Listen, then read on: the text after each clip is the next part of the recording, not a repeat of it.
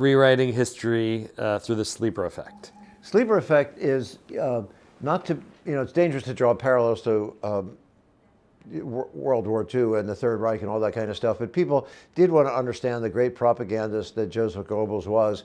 And at Yale, they had a school that was a little controversial, but it was the world's leading school in mass communications. I think it doesn't exist anymore because it was they said things that you're not supposed to say, that for a very sophisticated constituency, you tell them both sides of the story, but carefully implant 2 or 3 flaws in one side so that an informed audience sees that. So, well, I considered both sides, and you didn't realize you were driven to only one side, and then that keeps getting pounded. To a less sophisticated group, all you do is tell them one side and keep pounding and pounding, and people say, well, that's not true. Haitians don't eat their neighbors' pets or whatever it is. Still, a third of the population starts to believe it over time because the message is lost. I mean, the source is lost, and the message just lingers that, okay, maybe it's okay to inject. Source amnesia.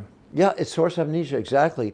So this is what this is, and it was called the sleeper effect. And but Trump didn't have to study this at Yale or elsewhere. He's figured it out in the course of his career. Don't admit mistake. Don't admit mistake. Just keep driving it. And even though, you can top it.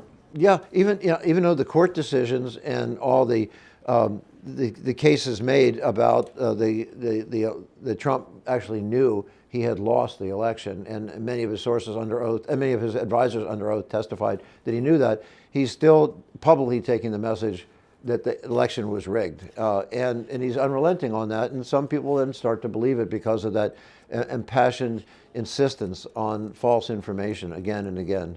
And there's a certain discipline to it. There's a very, very strong discipline to it. A lot of Trump's critics make the mistake of watching his speeches, which tend to be very long with a lot of digressions, and they think, oh, it's so chaotic, the weave, as Trump calls it.